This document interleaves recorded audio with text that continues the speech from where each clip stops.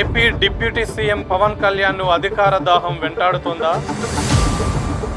జనసేన పార్టీని తెలంగాణలో కూడా పటిష్టపరచాలని పవన్ ప్లాన్ గీస్తున్నాడా? తెలంగాణలో కూడా పార్టీ బలోపేతం కోసం చంద్రబాబు వదిలిన బాణమే పవన్ కళ్యాణ్. తెలంగాణకు వరద సాయంగా ₹1 కోటి విరాళం వెనుక దాగి ఉన్న కుట్ర ఇదేనంటారా? అసలేం జరుగుతుంది?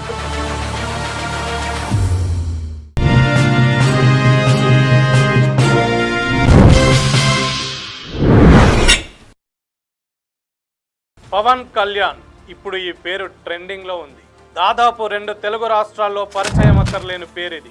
నిక్కరు తొడిగిన పిల్లాడి దగ్గర నుంచి గోచిగుడ్డ కట్టుకున్న ముసలి రైతు వరకు ఎవరిని అడిగినా కానీ పవన్ కళ్యాణ్ అంటే చెప్తారు.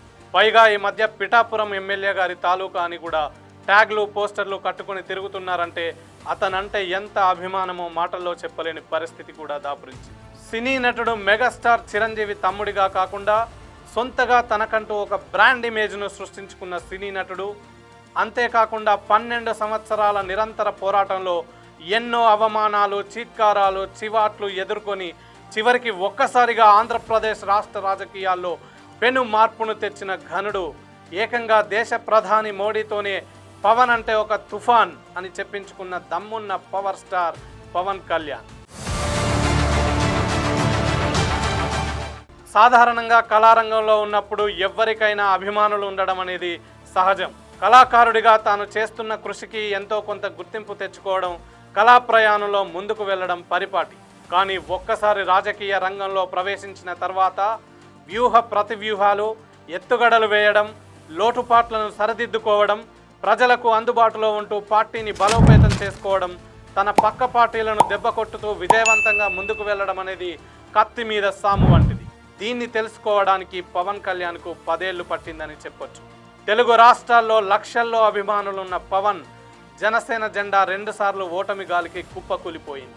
దానికి కారణాలు కూడా లేకపోవచ్చు.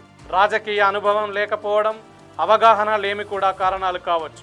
ఏకంగా 2 సార్లు పార్టీ డిపాజిట్లు కూడా దక్కించుకోకుండా వైసీపీ పార్టీ ధాటికి మట్టి కరిచి కనీసం ఒక్కసారి కూడా ఎమ్మెల్యేగా గెలవకుండా చావు దెబ్బ రుచి చూసిన జనసేన అధ్యక్షుడు పవన్ ఈసారి ఎన్నికల్లో మాత్రం ప్రత్యర్థి పార్టీకి చుక్కలు చూపించి మొత్తం 19 స్థానాలు గెలుపొందడం యావత్ 2 తెలుగు రాష్ట్రాల్ని ఆశ్చర్యానికి గురిచేసింది.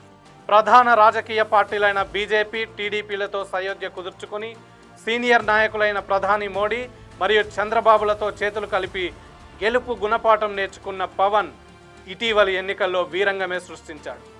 ఎన్డీఏ అండతో ఏపీలో ప్రభుత్వాన్ని ఏర్పాటు చేసి చంద్రబాబు కుడిభుజంగా ఉప ముఖ్యమంత్రిగా బాధ్యతలు చేపట్టిన పవన్ రాజకీయంగా నాకెవరూ అడ్డులేరంటూ దూసుకుపోవడం ప్రజలు గమనిస్తూనే ఉన్నారు. ఈ నేపథ్యంలోనే పవన్ కన్ను తెలంగాణ మీద పడిందా అంటే అవుననే అంటున్నాయి రాజకీయ వర్గాలు. ఏపీ అసెంబ్లీ ఎన్నికల్లో వైసీపీ పార్టీని చిత్తుగా ఓడించి విజయోత్సాహంలో గంతులేస్తున్న జనసేన పార్టీ వర్గాలు ఎన్డీఏలో భాగమై ఇంకా పార్టీని బలోపేతం చేసుకోవాలని ఎదురు చూస్తుందట. హైదరాబాద్లో కూడా పవన్ కళ్యాణ్కు ఉన్న అభిమాన సంఘాలు, సానుభూతి చూపించే వాళ్ళు కూడా ఎక్కువే ఉన్నారు.